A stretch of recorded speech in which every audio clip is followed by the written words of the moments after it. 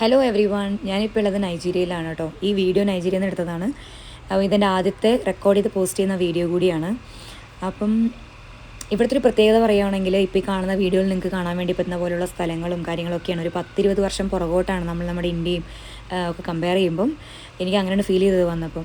ഇവിടെ വന്നപ്പോൾ ഞാൻ ഒരുപാട് ഇന്ത്യൻസിനെ പരിചയപ്പെട്ടു ഇവൻച്വലി. ദെൻ അവരായിട്ട് കുറേ കാര്യങ്ങളൊക്കെ മനസ്സിലാക്കിയെടുത്തു നൈജീരിയയെക്കുറിച്ച്. അപ്പോൾ നമ്മൾ പുറത്തുനിന്ന് ആൾക്കാർ പറഞ്ഞ് കേൾക്കുന്ന രൂപത്തിലുള്ള സ്റ്റോറി ഒന്നും അല്ല ഇവിടെ ഉള്ളത്. ഉണ്ട്, അത്യാവശ്യം പേടിപ്പിക്കുന്ന രൂപത്തിലുള്ള സ്റ്റോറീസൊക്കെ ഇവിടെ ഉണ്ട്, എക്സ്പീരിയൻസസ് ഒക്കെ ഉണ്ട്. പക്ഷേ എനിക്ക് ഇതുവരെ ഉണ്ടായിട്ടില്ല.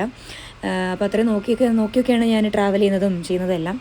അപ്പോൾ ഇപ്പോൾ ഞാൻ പോകുന്നത് എങ്ങോട്ടാണെന്ന് വെച്ച് കഴിഞ്ഞാൽ ഒരു ഇന്ത്യൻ ഫുഡ് കിട്ടുന്ന ഒരു സ്ഥലത്തോട്ടാണ്. കാരണം എനിക്ക് ആദ്യത്തെ പ്രോബ്ലം ഇവിടെ വന്നപ്പം ഫുഡിൻ്റെ കാര്യത്തിലായിരുന്നു ഭയങ്കരമായിട്ട് പ്രോബ്ലം ഉണ്ടായത്. അപ്പം ഓൾമോസ്റ്റ് ഒരു 5-6 മന്ത്സ് ഞാൻ ഇവിടുത്തെ നൈജീരിയൻ ഫുഡ് കഴിച്ചിട്ടൊക്കെ അഡ്ജസ്റ്റ് ചെയ്തു. പിന്നെ എനിക്ക് ഒട്ടും പറ്റിയിട്ടുണ്ടായിരുന്നില്ല.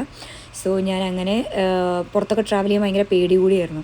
സോ അങ്ങനെ ഞാൻ ഇങ്ങനത്തെ ഒരു സ്പോട്ട് കണ്ടുപിടിച്ചു, ഇന്ത്യൻ ഫുഡ് കിട്ടാവുന്നൊരു സ്പോട്ട്. പക്ഷേ ഇവിടുത്തെ ഒരു പ്രത്യേകത എന്താണെന്ന് വെച്ച് കഴിഞ്ഞാൽ ഇവിടെ നമുക്കിങ്ങനെ ഇന്ത്യയിൽ കാണുന്ന പോലെ നമുക്കൊരു റെസ്റ്റോറൻ്റ് ആണ് അല്ലെങ്കിൽ ഹോട്ടലാണ് എന്നുള്ള ബോർഡൊന്നും നിങ്ങൾക്ക് കാണാൻ വേണ്ടി പറ്റില്ല.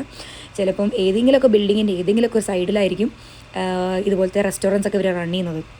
അതിനകത്തോട്ട് പോകുമ്പോഴായിരിക്കും ഇതൊരു റെസ്റ്റോറൻ്റാണെന്നൊക്കെ മനസ്സിലാവുള്ളൂ. ഇപ്പം ഞാനിപ്പോൾ ഈ പോകുന്ന വഴി നിങ്ങൾക്ക് കണ്ടാൽ തന്നെ മനസ്സിലാവും ഇതൊരു റെസ്റ്റോറൻറ്റിലേക്കുള്ള പോക്കാണോ എന്ന് ചിലപ്പോൾ വേണമെങ്കിൽ തോന്നാം. ആക്ച്വലി ഇതൊരു കുട്ടി റെസ്റ്റോറൻറ്റിലേക്കുള്ള പോക്കാണ്. അപ്പം ഒരു ബിൽഡിങ്ങിൻ്റെ താഴെ ഒരു സൈഡിൽ ആണ് ഇവർ റൺ ചെയ്യുന്നത്. ഇതിനൊരു ഹോട്ടൽ, ഒരു നോർത്ത് ഇന്ത്യൻ ആണ് റൺ ചെയ്യുന്നത്. അപ്പം അവിടെ കിട്ടുന്ന ഫുഡ് എന്ന് പറഞ്ഞാൽ മസാല ദോശ, പാനിപൂരി, ബേൽപൂരി അങ്ങനെയുള്ള ഐറ്റംസൊക്കെയാണ് അവിടെ കിട്ടുന്നത്. അപ്പം നമുക്ക് നൈജീരിയൻ ഫുഡ് കഴിച്ച് മടുക്കുമ്പോൾ ഇങ്ങനത്തെ കിട്ടുമ്പോൾ സ്വർഗ്ഗമാണല്ലോ. സോ അങ്ങനെ ഞാൻ അവിടെ ചെന്നു. ഇപ്പം ഞാൻ അങ്ങോട്ട് പോയിക്കൊണ്ടിരിക്കുന്നതാണ് കേട്ടോ ഈ കാണുന്നത്.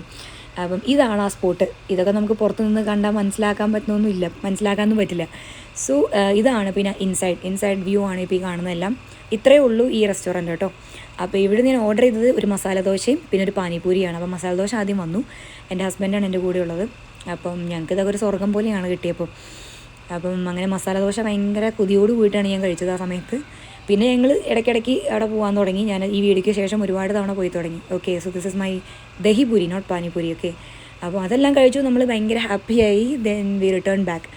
ഓക്കെ, പിന്നെ നമ്മളിതുപോലെ ഒരുപാട് ഇന്ത്യൻ സ്പോട്ടുകൾ കണ്ടുപിടിച്ചുകൊണ്ടിരിക്കുകയാണ്. ഇന്ത്യൻ ഫുഡ് കിട്ടുന്ന സ്പോട്ടുകൾ കണ്ടുപിടിച്ചുകൊണ്ടിരിക്കുകയാണ്. വൺസ് കിട്ടിക്കഴിഞ്ഞാൽ എഗെയിൻ ഞാൻ അടുത്ത വീഡിയോ പോസ്റ്റ് ചെയ്യുന്നതായിരിക്കും. So everybody by.